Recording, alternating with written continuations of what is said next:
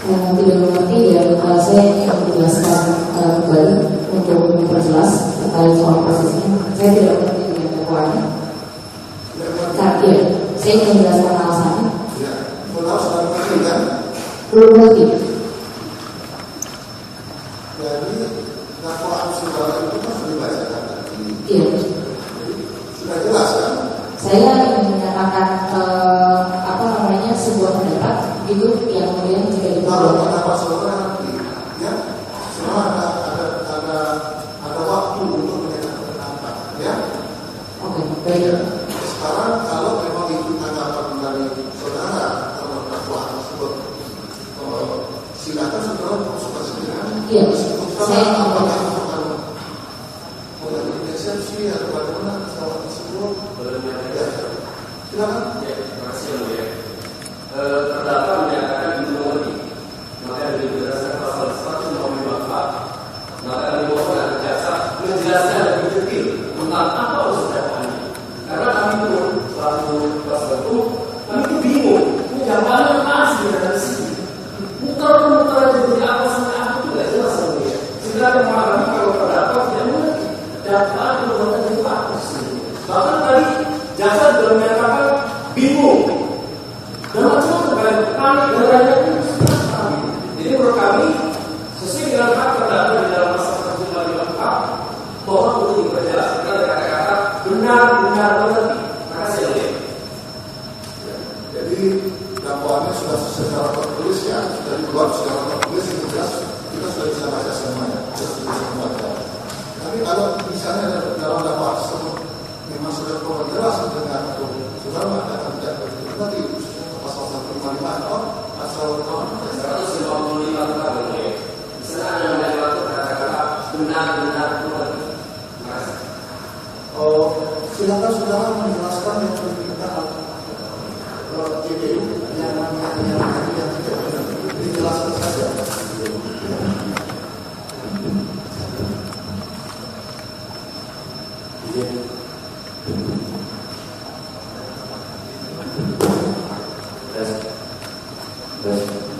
Izin menjelaskan yang mulia terkait dengan tuduhan terhadap Fathia Mauliyanti. Di sini kami jaksa penuntut umum mendakwa dengan pasal kombinasi alternatif subsidiaritas terdiri dari pasal dakwaan yang pertama adalah pasal 27 ayat 3 junto pasal 45 ayat 3 Undang-Undang Informasi dan Transaksi Elektronik terkait dengan muatan pencemaran nama baik terhadap saksi Luhut bin Sarpanjaitan. Terkait dengan pasal yang kedua yaitu pasal 14 ayat 2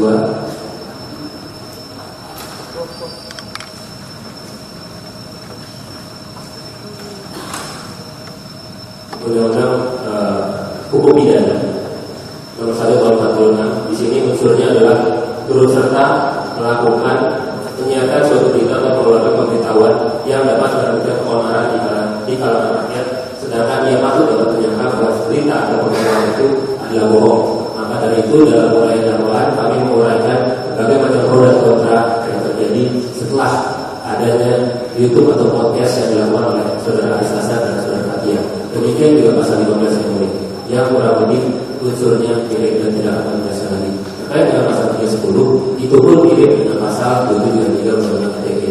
Jadi intinya adalah semua sudah tertuang dalam surat dakwaan dan kami merasa sudah memberikan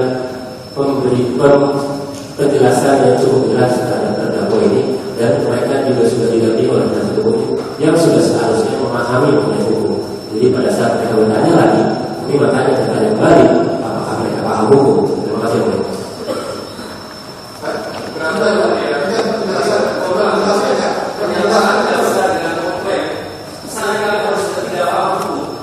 Itu merendahkan saudara. Karena seharusnya seorang jaksa menjelaskan dakwaannya, bukan malah mengatakan kami berada di sudah dijelaskan seperti itu ya. Boleh saya memberikan tanggapan atas ketidakpengertian saya? Boleh saya menjelaskan atas ketidakpengertian saya atas dakwaannya? Saudara kan sudah diwakilkan. Betul. Bahwa poin-poin yang tidak disampaikan, terus sudah dijawab sama penuntut umum. Ya sudah sudah menjelaskan. Saya cuma minta izin yang mulia, saya minta izin kepada kuasa hukum saya untuk menjelaskan. Itu sudah disampaikan. Yang tidak jelas yang mau diperjelas sudah dijawab. Yang mulia, saudara ini mau berkonsultasi kepada kuasa hukumnya. Mohon izin. Ya silakan.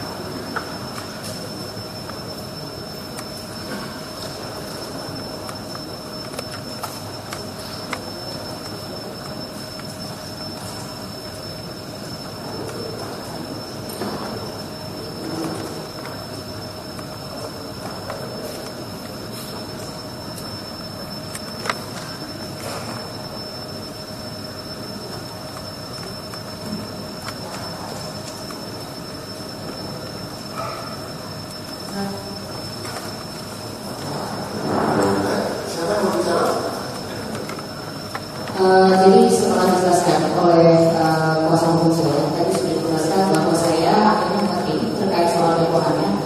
Tetapi yang ingin saya sampaikan adalah dimana sebetulnya dari dakwaan tersebut dari pernyataan yang telah disebutkan oleh jaksa penuntut umum tadi ada terkait soal berita bohong dan sebagainya, dimana sebetulnya tidak ada kebohongan yang saya sampaikan dan saat itu sebetulnya semua disampaikan melalui riset yang sudah dilakukan. Jadi tidak ada kebohongan yang saya sampaikan.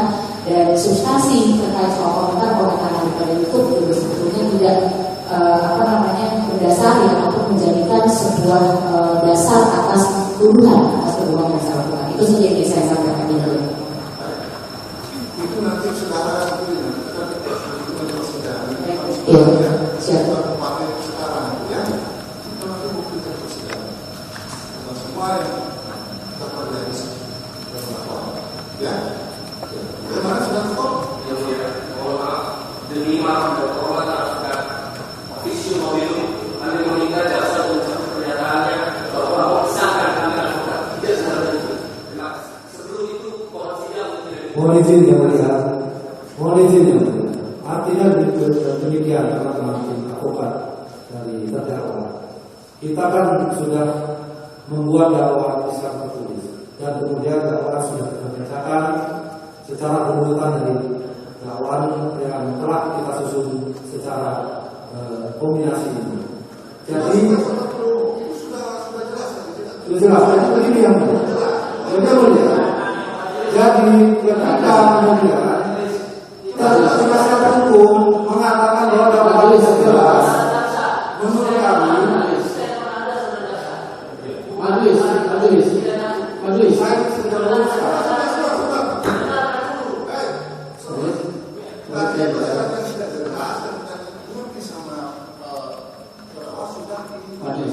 Dan sudah dijawab seperti yang kita jelaskan ya. Ini sudah lain. Ini saudara minta mengonfirmasi perkataan penuntut umum bahwa itu itu ya.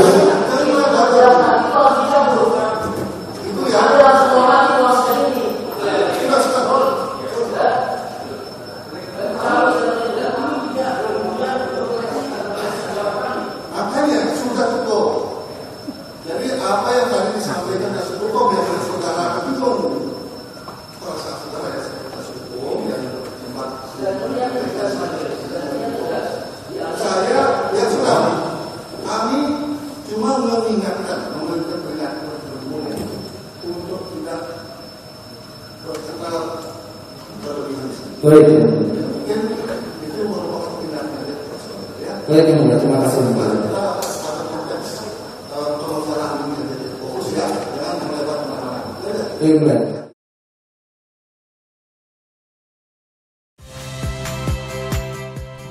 Saya Muhammad Syahreza. Saksikan program-program Kompas TV melalui siaran digital, pay TV, dan media streaming lainnya. Kompas TV, independen, terpercaya.